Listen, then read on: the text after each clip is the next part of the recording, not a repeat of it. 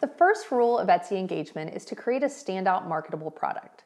In this video, you will learn what it means to be marketable, how to think like a shopper, how to find market gaps, and tips for product development. The big question you need to answer to determine if your product is right for Etsy is this: is my product marketable?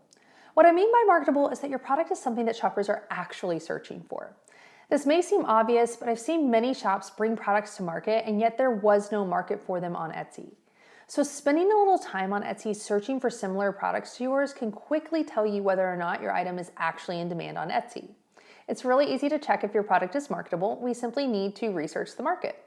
Be sure to think like a shopper and type some search terms into the Etsy search bar that you would use if you were trying to find your item.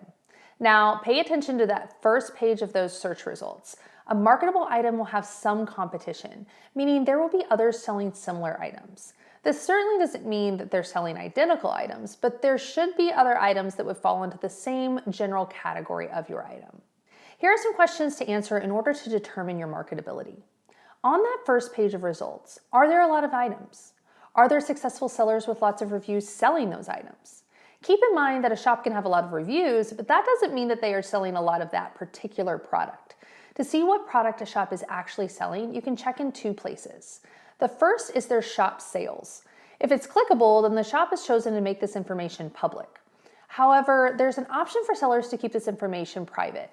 So if you encounter a seller with private sales information, then you'll need to visit their reviews to see what products are being frequently reviewed. This will show you what they are actually selling. If you see a lot of reviews for a single product in the same category as yours, then that's a good piece of information to indicate that this item is in fact selling on Etsy. Take note of any top sellers in your product category, as you may want to revisit those shops when it comes time to do your SEO research in Lesson 12. You can also use a tool called Marmalade to research those search terms or keywords you're using in your research that best describe your product and see their actual monthly search volume on Etsy. This is a great practice both for product development and for refining your SEO, which we'll cover in more detail in Lesson 12. I do offer a free 2-week trial of Marmalade to my subscribers, which I'll link in the projects and resources section. Marmalade has several tools that help you to see items that are trending on Etsy and further research your specific market to determine how strong it may be on Etsy. When it comes to marketability, there are a couple of areas where I see sellers really miss the mark. Many sellers are too specific about what their item is, and they miss the broader category that their item is actually marketable for, with higher search volumes. So for example, perhaps you want to sell ceramic houses, and you do a search for ceramic houses and you see some items being sold, but you really can't find any seller that's receiving a large number of orders for the search term ceramic house.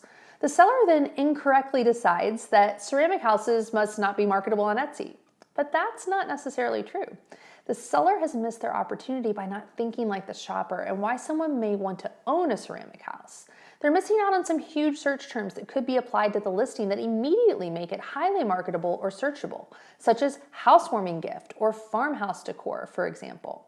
A shopper may not know that they want your very specific item, but they are searching in a broader category of items that your product fits into. So don't assume that your specific niche or very specific item can't do well on Etsy because it doesn't have high searches for that niche keyword search. We'll talk about this in more detail in Lesson 12, but the more specific your keyword is, the less searches you can expect there to be for it, and that's okay. What's important is that you also think of how your product can fit into larger searches so you have relevant keywords available for your item with a healthy volume of monthly searches. As you research, I suggest thinking in both narrow and wide terms and considering how your product can fit into the Etsy marketplace as a whole. This is also a great practice for product development. If you don't have your product yet, you can develop a product based on what buyers are searching for and based on what is doing well. To be clear, this does not mean plagiarism. That's highly unethical and a very bad long-term business strategy. But paying attention to the marketplace at large to know what's selling is a best practice for Etsy sellers and can lead you to some great insights as to what's missing. Finding what's missing, or a market gap, is actually how I came to the Etsy platform. I initially launched my business selling printable, downloadable nursery wall art. I created that artwork because I was decorating my daughter's nursery and couldn't find anything that I liked or that I was really looking for at that time 6 years ago. I was my own target customer, a mom-to-be searching for nursery artwork on Etsy. I knew my market was on Etsy because I was on Etsy, and there was lots of nursery artwork on Etsy and many successful shops selling it. But it just wasn't what I wanted. So I launched a shop that had what's called a unique selling proposition, or USP. My shop was based in watercolor nursery artwork, available digitally in the specific styles and color palette that I was looking for. And as it turned out, so were a lot of other people.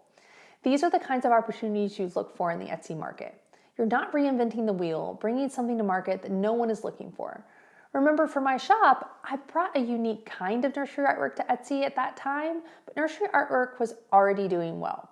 Being your own target customer and bringing to market what you find missing is the way many Etsy shops are born, and it works really well for a lot of sellers. Identifying market gaps is a great way to launch a successful product because you're launching something that has very little competition. You're also not copying what's out there. Remember, our first rule of engagement is to create a standout marketable product. You certainly don't do that by looking like everyone else. Bring you and your own unique point of view to your product and create something that is different than what's out there in some way. This allows you to stand out from the competition in search and connect with the Etsy audience in a way that is different than other shops. And remember, different and unique is a good thing on Etsy. I just want you to be sure you have evidence of searches with a good amount of traffic behind them so that your unique item can actually be found by Etsy shoppers. So take some time and use your pre-launch workbook to complete your market research worksheet to ensure that before you bring a product to market, you are certain that it is actually a standout marketable product and you have the data to back it up. And if it isn't, do your research and brainstorming to determine what type of product you could develop that could be new and captivating to the Etsy audience.